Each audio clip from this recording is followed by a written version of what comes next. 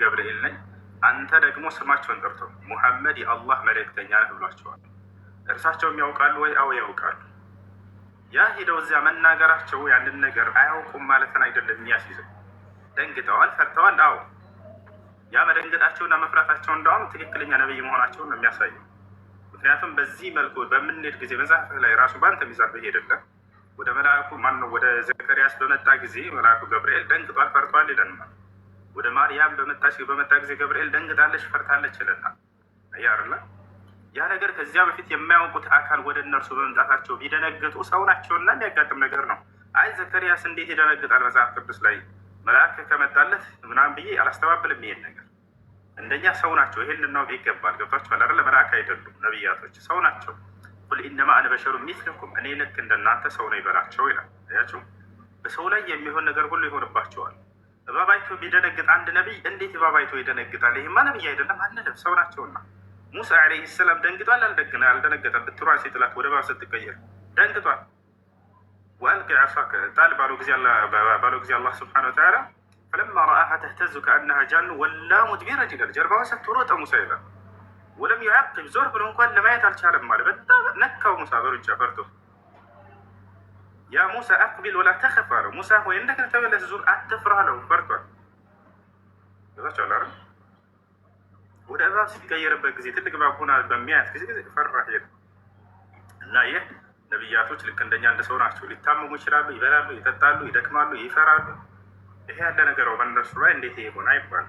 ነገር ግን ዋናው ጥያቄ ያልኩት ምንድን ነው? ያ አካል ራሱን ገልጦልታል ወይ? ማንነቱን ነግሮታል ወይ? አዎ ይሄን ላሳያችሁ። ራሱ መልአኩ ገብርኤል ያን የመጀመሪያውን ምዕራፍ ኢቅራ የሚለውን ባወረደላቸው ጊዜ ራሱን ማንነቱን ገልጦላቸዋል። ያ ሙሐመድ አነ ጅብሪል ወአንተ ረሱሉላህ ብሏቸዋል። ሙሐመድ ሆይ እኔ ገብርኤል ነኝ፣ አንተ ደግሞ ሙሐመድ የአላህ መልእክተኛ ነህ ብሏቸዋል። ይሄን በማስረጃ ላሳያችሁ ሆትች። እሺ የመጀመሪያ የወረደው ምዕራፍ የቱ ጋር ይገኛል? እዚህ ጋር ይገኛል። ይሄ ከ114ቱ ምዕራፍ አንደኛው ምዕራፍ እዚህ ጋር ሱረቱል አለቅ ኢቅራ አንብብ የሚለው ማለት ነው። አንብብ የሚለው ወይም ኢቅራ የሚለው እሱ ነው። እሱን ባወረደ ጊዜ አስመልክቶ የመጣን ዘገባ እናያለን። ሱረት አልዓለቅ ያውና 96 ላይ ያለ እዚህ ጋር እንመልከት። ይሄ የመጀመሪያው ምዕራፍ ነው። ወደ አማርኛ እንቀይረዋለን። የመጀመሪያው ምዕራፍ ነው። አንብብ። እዚያም ምን አሳውቃቸው? ጌታቸውን አላህን አሳውቃቸው። የሚገርመው የመጀመሪያው እሱ ነው። ኢቅራ አንብብ ቢስሚ ረቢከ አለዚ ኸለቅ፣ ሁሉን በፈጠረ በአምላክህ ስም አንብብ አላቸው። ኸለቀል ኢንሳን የሰው ልጅን የፈጠረ አያቸው። ይህን ሁሉ ከነገራቸው በኋላ ያኔ ገና ሲመጣ ጊዜ ምን እንዳላቸው እዚህ ጋር እናያለን። ሐዲሱ በጣም ረጅም ነው። حدثني أحمد بن عثمان البصري قال حدثنا وهب بن جرير قال حدثنا أبي قال سمعت النعمان بن راشد يقول عن الزهري عن عروة عن عائشة أنها قالت كان أول ما ابتدأ به رسول الله صلى الله عليه وسلم من الوحي الرؤيا الصادقة يالي الناقرة እዚህ ጋር ማንነቱን ሲገልጽላቸው እናያለን። ምን ይላል? ያውና ወደ አማርኛ ልቀይርላችሁ። ይህ ጅብሪል ራሱ የተናገረው ቃል ነው። እዚህ ጋር እናየዋለን።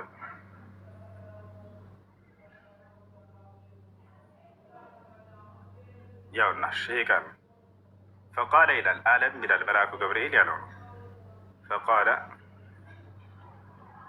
ወደ አማርኛ ልቀይርላችሁ እዚሁ እያለ የትም ሳንሄድ ያው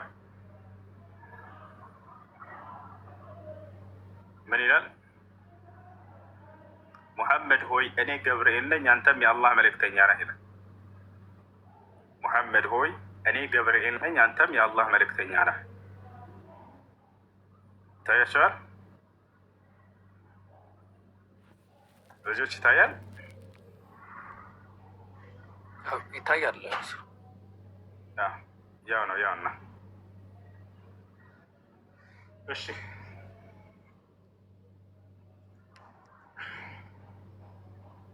ነቢዩ ሰለላሁ ዐለይሂ ወሰለም ቃል በቃል እርሱን እንዳዩት ስሙን ጠርተው ሁሉ የተናገሩበትን ደግሞ ላሳያችሁ። ረአይቱ ጅብሪል ይላሉ ቃል በቃል እኔ ጅብሪልን አይቼዋለሁ። ወለሁ 600 ጀናህ ለእርሱም 600 ክንፎች ያሉት እያሉ የገለጹበትን ቡኻሪ ላይ ያለ ሐዲስ ነው ላሳያችሁ።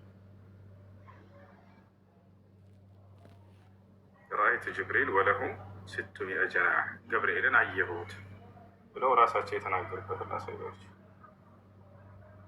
ተኽሪጅ ሐዲስ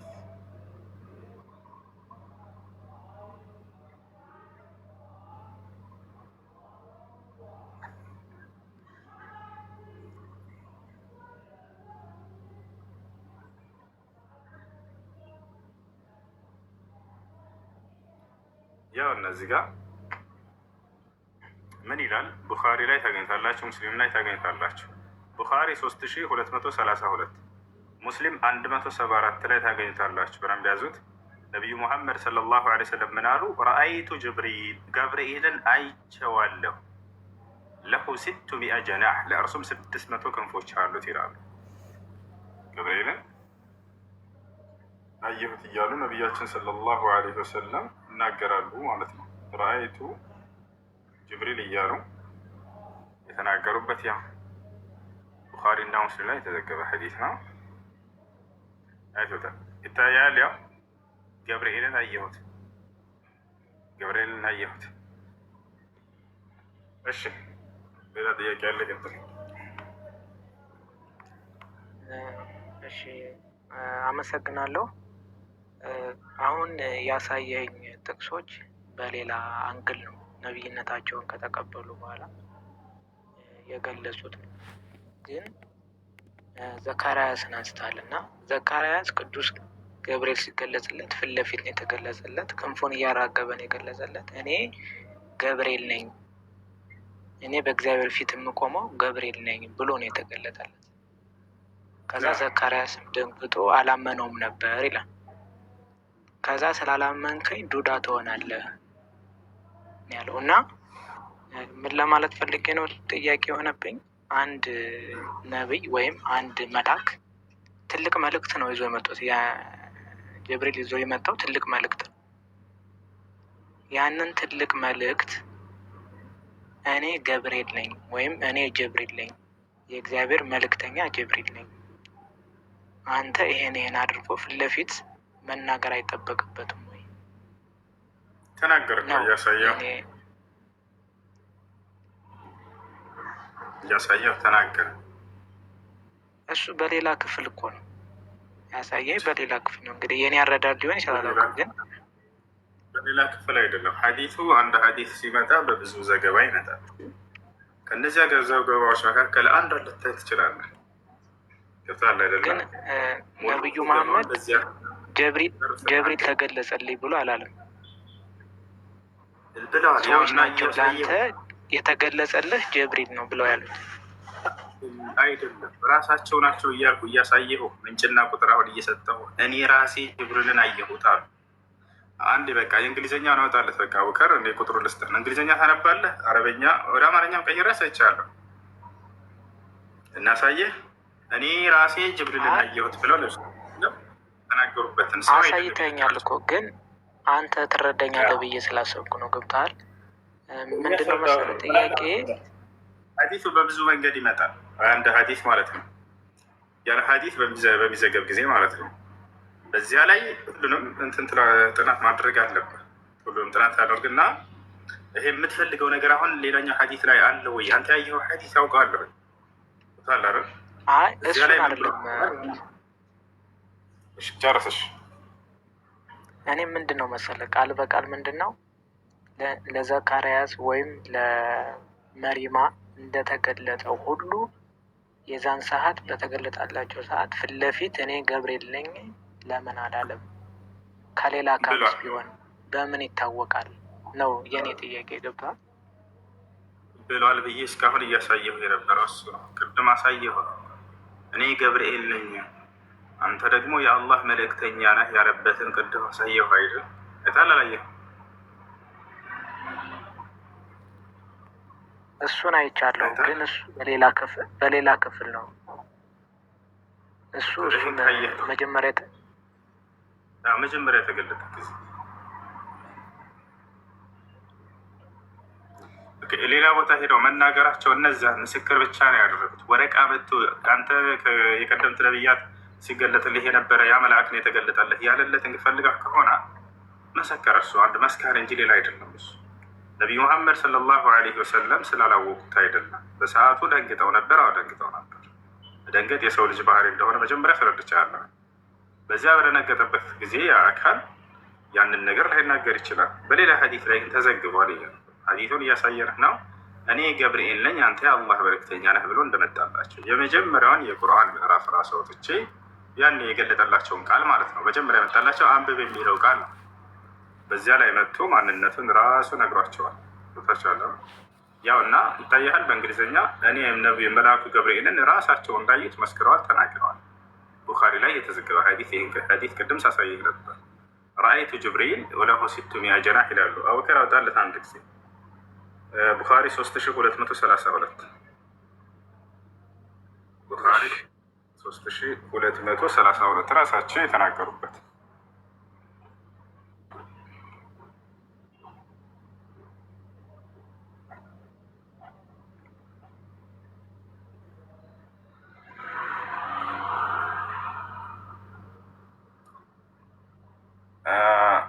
ሶስት ሺህ 232 በብዙ መንገድ መታላለል ሐዲቱ።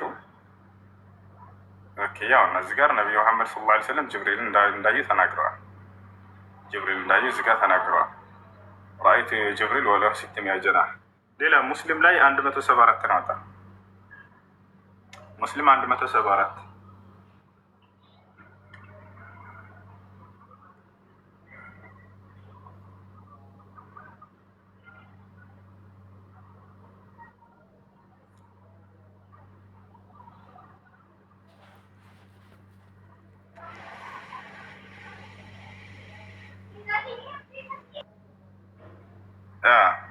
ያው እነዚህም ጋር ነቢዩ ሰለላሁ ዐለይሂ ወሰለም ጅብሪል እንዳዩ ተጽፏል።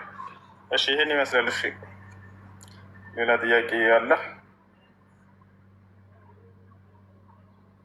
እሺ ሌላ ጥያቄ ደግሞ ነቢዩ መሐመድ በ6 ዓመታቸው አግብተው አይሻን በ9 ዓመታቸው ተገናኙ ይላል እና እሳቸው ይህንን ሲያደርጉ የእሳቸውን ልጅ ግን ከልክለዋል። ያውም በ18 ዓመቷ ከልክለዋል እና አይጋጭም ወይ? እሺ ጥያቄ ነው። አመሰግ በጣም ጥሩ።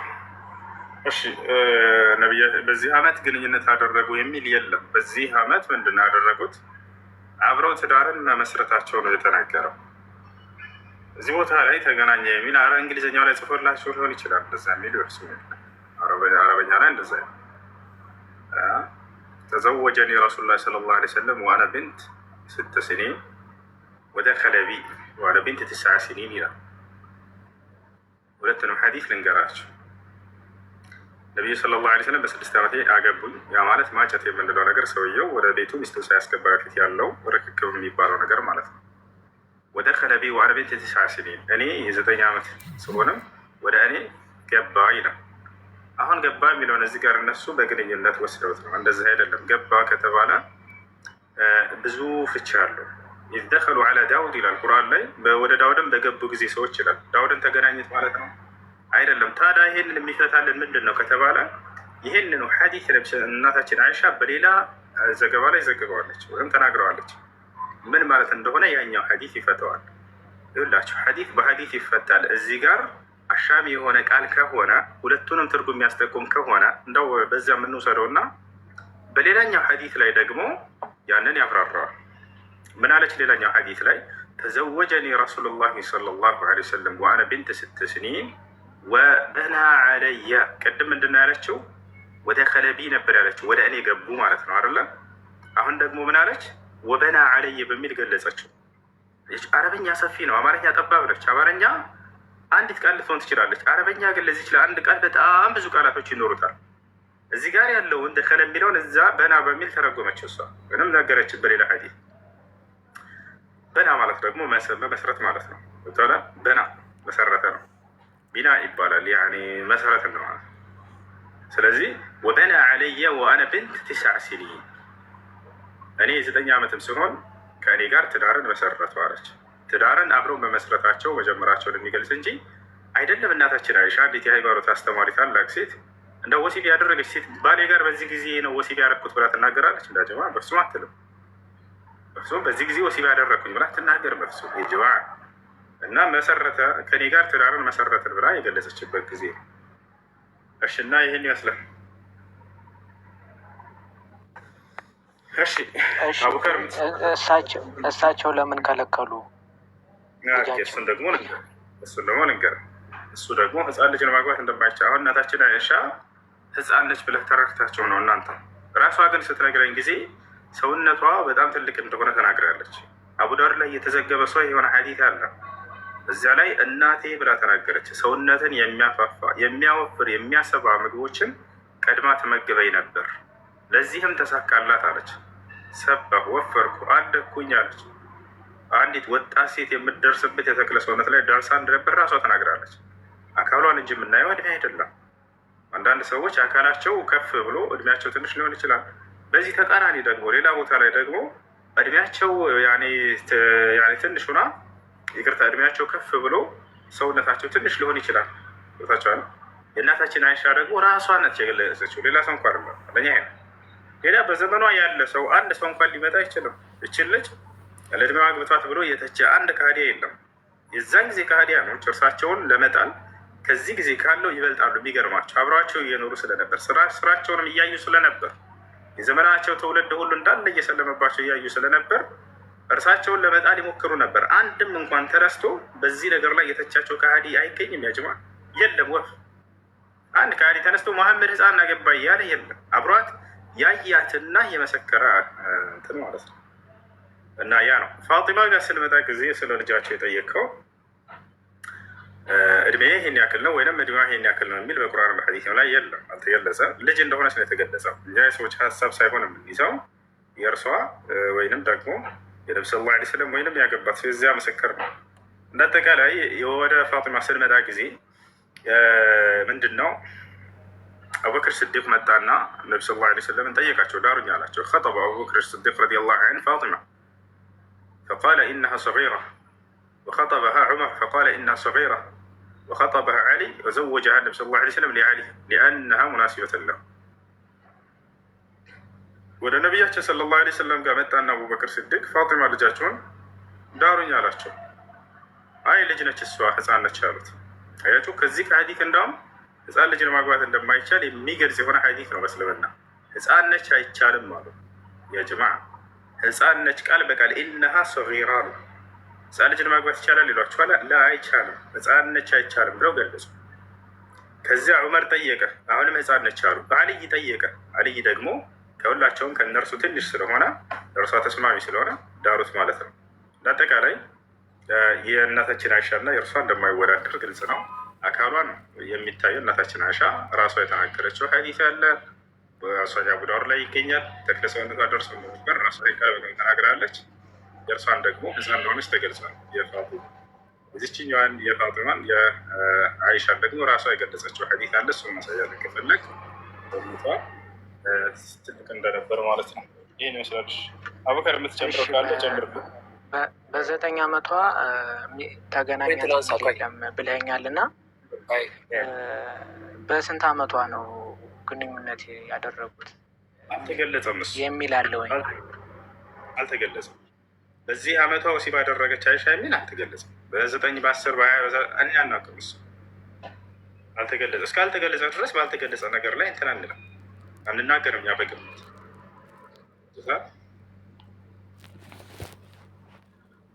እሺ። ይሄ ነው። ሌላ የመጨረሻ ጥያቄ ልጠይቅ ወይስ ይብቃኝ? እሺ የመጨረሻ ጥያቄ ፖይንት ላንሳ። የምትጨምርለት ካለ ይጨምርልሃል እሱ። እሺ ልጠይቅ? ጠይቅ። እሺ አመሰግናለሁ። እኔ ከሁሉም ከዚህም ሁሉ ጥያቄ የሚሆንብኝ ምንድን ነው መሰላችሁ? ጂኒ ሙስሊምነትን ከተቀበለ ወንድማችን ሊሆን ይችላል፣ መስጊድም ገብቶ ሊሰግድ ይችላል ይላል እና ይህንን እንዴት ሊሆን ይችላል የሚል ጥያቄ። እሺ በጣም ጥሩ። ጂን እንግዲህ እናንተ ያሰባችሁት ሰይጣን መስሏችሁ ከሆነ ስህተት ነው። የመጀመሪያው አያችሁ፣ ሰይጣን ለእኛ ጠላታችን ነው፣ ከሃዲ ነው። አንድ አቡበከር አውጣና ሱረቱል ፋጢር ላይ ቁጥር 6 እናወጣላቸዋል። ከመጀመሪያ ከሱ እናሳያቸው። ሰይጣን ጠላታችን ነው። ሰይጣንና ጅንን አንድ አድርጋችሁ ነው የምታዩት። ይሄ ስህተት ነው። ጅን፣ ሰው፣ መልአክ እነዚህ 3 ፍጡር ናቸው። ባጭሩ መላእክቶች ታዛዥ ብቻ ናቸው፣ አመፅን የማያደርጉ ናቸው። ሰውና ጅን ደግሞ ነፃ ምርጫ ፈቃድን እየተሰጠ ነው። ያው እና እዚህ ጋር ሰይጣን ጠላታችን እንደሆነ እናሳያቸው። ያው ሰይጣን ለእናንተ ጠላት ነው። 4 ነጥብ ይታያችኋል። ሰይጣን አይሰግድም፣ አይጾምም፣ አምላክን አይታዘዝም፣ አማጺ ነው። እርሱን አስባችሁ ከሆነ ማለት እንዳላቋርጠ ሰይጣንና ጂኒ የተለያየ። ሰይጣን ማለት አጋንንት አለ፣ ሰይጣን አለ እና እሱ እንድታብራራ አያይዘ ማለት ነው። ላብራራልህ ነው፣ ችግር የለውም። ከዚያ በፊት የመጀመሪያ ጭንቅላታቸው ላይ ያለውን እሱን ስህተት ላርመው ብዬ ነው። ሰይጣን የሚለው ይታያል አይደል? ሰይጣን ለእኛ ጠላታችን ነው። አይሰግድም፣ አይታዘዝም፣ አመፀኛ ነው። ሰዎችንም ወደ አመፅ ነው የሚጠራው። ያው ሰይጣን ለእናንተ ጠላት ነው። ስለዚህ ጠላት አድርጋችሁ ያዙት። ለምን? ያው ተከታዮችን የሚጠራው ከእሳት ጓዶች እንዲሆኑ ብቻ ነው እና ይላል። ወደ አመፅ የሚጠራ ነው። እርሱ ጠላታችን ነው፣ ወንድማችን አይደለም። ብዙ ጊዜ ጅን ወንድማችን ነው ሲባል ጊዜ አቡ ሀይደር ወይም ሌሎች ሲናገሩ ያንን ይቆርጡና ከዚያ ከማን ጋር ያያይዙታል? ያውና ሰይጣን ወንድማቸው ነው ሙስሊሞች ይላሉ። ላስተት ነው። እሺ ላስረዳችሁ። ለማንኛውም ጅን ማለት ልክ እንደኛ ነፃ ምርጫ ፈቃድ የተሰጣቸው ፍጥሮች ናቸው። ከእሳት ነው የተፈጠሩት። ነቢያችን ሰለላሁ ዐለይሂ ወሰለም ሲናገሩ ምናሉ? خلق الله الملائكة من نور وخلق الجن من مارج من نار وخلق آدم مما وصف لكم أي من التراب الله መላእክቶችን ከብርሃን ፈጠራቸው አሉ። ጅኖችን ከእሳት ፈጠራቸው፣ ሰዎችን ከአፈር ፈጠራቸው አሉ። ያቸው መላእክቶች ባህሪያቸውን አሁን የሶስቱን መንገራቸው። መላእክቶች ታዛዥ ብቻ ናቸው፣ አመፅን አያደርጉም። አላህ በቁርአን ላይ ላ ያዕሱን አላህ በአመረሁም ወየፍዐሉነ ማ ዩእመሩን ይላቸዋል። አላህ ያዘዛቸውን አያምፁም፣ አድርጉ ያላቸውን ብቻ ያደርጋሉ ይላል መላእክቶች። ስለዚህ አመፅን የማያደርጉ ጽድቅን ብቻ የሚያደርጉ ንጹህ ናቸው ብለን እናምናለን። ይህ ነው። ሁለተኛ ምንድነው? ጅንና ሰዎች። እነዚህ ጅንና ሰዎች ምንድናቸው? ነፃ ምርጫ ፈቃድ የተሰጣቸው ናቸው። ከእነርሱ ታዛዥም አለ፣ አመፀኛም አለ። ዛቸው አላራ ከሰዎችም የሚታዘዝ አለ፣ ከጅኖችም የሚታዘዝ አለ። ከሰዎች የሚያምፅም እንዳለ ሁሉ ከጅኖችም የሚያምፅ አለ። ይህ ያመፀው አካል የእኛ ጠላታችን ነው፣ ወዳጃችን አይደለም። የአምላክን ትእዛዝ ከጠበቀስ ምንም ፍጡር ይሁን ይህ አካል የአምላክን ትእዛዝ ከጠበቀ ድረስ ወንድም ነው። የአምላክን ትእዛዝ በመጠበቅ ላይ ኢየሱስ ክርስቶስ በሰማያት ያለውን የአባቴን ፈቃድ የሚያደርግ እርሱ ወንድሜ ነው ይላል። የአምላክን ትእዛዝ እስካደረገ ድረስ አንድ አካል ወንድምህ ነው። ገብቶሃል አይደል? መላእክት ወንድሞቼ ናቸው ወይ? አዎ ወንድሞቼ ናቸው መላእክቶች። ከምን አንጻር? ከስጋ ከአካል ጥላ በዚህ አይደለም፣ በዚህ አንገናኝም። ከምን ከተባለ የአምላክን ትእዛዝ በመፈጸም ላይ የአምላክን ትእዛዝ እስከፈጸመ ድረስ ወንድምህ ነው። ኢነመል ሙእሚኑነ ኢኽዋ ይላል። አማኞች ወንድማማቾች ናቸው ይላል። እና ይህን ይመስላል። የምትጨምሩለት ካለ አቡከር ሙሐመድ ምናምን ጨምሩለት። ባረከላሁ ፊኩም። ጂኒ ማለት አጋንንት ማለት አይደለም። ሌላ ለየት ያለ ጂኒ ማለት ቃሉ ከትርጉሙ ድብቅ ማለት ነው፣ ስውር ማለት ነው፣ የማይታይ ድብቅ ወይንም ስውር ማለት ነው እንጂ የክፉ ነገር መጠሪያ አይደለም። ፈለማ ጀነ ዐለይሂ እሱማ መንፈስ ነው። አጋንንትም መንፈስ ነው፣ ሰይጣንም መንፈስ ነው፣ የማይታዩ ናቸው። ግን ለምሳሌ አሁን ሰይጣን፣ አጋንንት ጂኒ ማለት አጋንንት አይደለም። ጅን አጋንንት ብለህ በአማርኛ ልትጠራ ትችላለህ። ነገር ግን በአረበኛ ስሙ ጅን ይባላል። ድብቅ ማለት ነው፣ የክፉ ነገር መጠሪያ አይደለም። ወይም ግንዛቤው አንተ ጋር አጋንንት የሚለው ለሰይጣን የሚውል ከሆነ ያ አይደለም። ሰይጣን ጅን ተብሎ አይጠራም። ሰይጣን ካነ ሚነል ጅን ፈፈሰቀ ዐን አምሪ ረቢህ ከአምላኩ ትእዛዝ ያመፀ የሆነ ነው እርሱ። እና ሰይጣን የሚለው ከአምላኩ ትእዛዝ ያመፀ ነው። ጅን ማለት ድብቅ ወይንም ስውር ማለት እንጂ የክፉ ነገር መጠሪያ አይደለም። ከእነርሱ የነቢያትን ትእዛዝ ለእኛም ለእነርሱም ይመጣል። ያንን የሚታዘዝም አለ፣ የሚያምፅም አለ። ዋና ሚነል ሙስሊሙን ወሚነል ቃሲጡን ይላል። ዋና ሚነ ሷሊሑን ወሚነ ዱነ ዛሊክ ከእነርሱ መልካምም አለ፣ የአምላክን ትእዛዝ የሚፈጽም አለ፣ ያልፈጸመም አለ። ይሄ ነው። ግን አሁን አንተ ድብቅ ስውር አልከኝ። አሁንም ግልጽ አልሆነልኝ። እዚህ ጋር የጂኒው ስም ማለት ስውር፣ ሰይጣንም ስውር ነው፣ አጋንንትም ስውር ነው። መቼም ስም ይኖረዋል። ሰይጣን እንደተባለው ሁሉ አጋንንት እንደተባለው ሁሉ ወይም ሰው እንደተባለው ሁሉ ስም ይኖረዋል። መለያ ሰይጣን ማለት አይደለም። ጂን ማለት ድብቅ ወይንም ስውር ማለት ነው ትርጉሙ ማለት ነው። ሰይጣን የሚለው ደግሞ ድብቅ ወይንም ስውር ማለት ሳይሆን አማጺ ማለት ነው። አልኻሪጅ አን ጣዓቲላህ ዐዘ ወጀል ከአምላኩ ትእዛዝ ያመፀ ማለት ነው። ይሄ ባህሪ ነው። እሺ ጂን የሚለው ደግሞ የአካል መጠሪያ ነው። የአካል መጠሪያ ነው። ጅኖች ይባላሉ። ሰው ይባላል። ሰው ይወታል። ጅን ይባላሉ እነርሱ። ግን ከሰውም ያማጽ ያለ ከጅንም አማጽ ያለ። ያ ያመፀው አካል ሰይጣን የሚል ባህሪ በእርሱ ላይ ይውላል። ያ አደምና ሐዋን ከጀነት እንዲባረሩ ምክንያት የሆናቸው እርሱ ካነ ሚነል ጅኒ ፈፈሰቀ አን አምሪ ረቢህ ይላል። ከጅኖች ጭፍራ ነበረ። ያም በኋላ የአምላኩን ትእዛዝ አመፀ። ባመፀ ጊዜ ሰይጣን የሚለው ባህሪ በእርሱ ላይ ዋለ። የባህሪ መጠሪያ እንጂ የአካል መጠሪያ አይደለም። ያን አምላኩን ባመፀ ጊዜ ኢብሊስ ይባላል ስሙ። የአምላኩን ትእዛዝ ሲያምፅ ጊዜ ሰይጣን የሚለው ባህሪ በእርሱ ላይ ዋለ። ይህ ነው። እሺ ጅን በክርስትና አለ የለም? ጂኒ ማለት ምንም እንኳን ጂኒ የሚለው ስም ባላውቀውም አጋንንት ወይም ሰይጣን አጋንንት በቃ ክፉ አድርጎ ነው አምላክ የፈጠራቸው። ሰይጣን መልአክ ነበረ ወይም ሳጥናኤል ይባላል የመጀመሪያ ስሙ። አጋንንት ደግሞ መላእክት ማለት ነው። ሳጥናኤልን ከመላእክቶች አስበልጦ ሾመው ይላል። ክብሩ እንደ ቅዱስ ሚካኤል እንደ ቅዱስ ገብርኤል ነበር እና እኔ ፈጠርኳቸው ሲላቸው በዛ ተሳሳተ ነው። አጠራጠር አድርጌ ነው የምነግርና እኔ እንደተረዳኝ ነው። እሱ ወደ ጥልቁ ባህር ተወረወረ ይላል። ከዛ በእሱ ያመኑት እኔ ፈጠርኳቸው ብሎ በእሱ ያመኑት አጋንንት ተባሉ፣ አብረውት ወረዱ የሚሉት እና አጋንንት ተባሉ። እሱ ዳቢሎስ ተባለ። እኛ የምናውቀው ይህን ነው። ከምንድን ነው የተፈጠሩት አጋንንቶች? እግዚአብሔር ከምንድን ነው የፈጠራቸው? እሱን ይቅርታ እንግዲህ እሱ የእግዚአብሔር የሚያውቀው እኔ አላውቅም። እሺ ክርስቲያኖች አጋንንት ከምን እንደተፈጠረ መጽሐፋችሁ ያውቃል? እስኪ ኮሜንት ላይ ይጻፍ። እግዚአብሔር ፈጠራቸው ለማለት ከምን እንደፈጠራቸው ያውቃል እግዚአብሔር? መጽሐፍ ቅዱስ ያውቃል ይሄን ነገር? እኛስ እናውቃለን። እናንተ ታውቃላችሁ? ከምንድን ነው የተፈጠሩት? ወፍ ከምን እንደተፈጠረ አልተገለጸም። ይሄን ኢስላም ጋር ነው የምታገኘው መልሱ። ኢስላም ጋር ነው የምታገኘው መልሱ። ለማንኛውም ይሄ ነው የአምላክን እኔ ምን አለ መሰለህ እኔ እውቀቱ የለኝም እንጂ ሊኖር ይችላል። በደፈነው ሳይሆን ሌሎች አንተ ሳይሆን ሌሎች እየጠየቁ ስለሆነ ነው። ያ ክርስቲያኖች እስካሁን ሲቆመጡ ነበር። እዚህ ጉዳይ ሲጠይቁ ወፍ የለም መልስ የለም። እሺ ለማንኛውም አቡ ከሚጀምረው ነገር ካለ ጨምርላቸው። ባረከላሁ ፊክ። የሆነ ስልክ ላውራ ነው። ኢንሻላህ ሁለት ፖይንቶች ደስ የሚሉ ሁለት ፖይንቶችን ላንሳ ከመጀመሪያው ጥያቄ እና ሁለተኛው ጥያቄ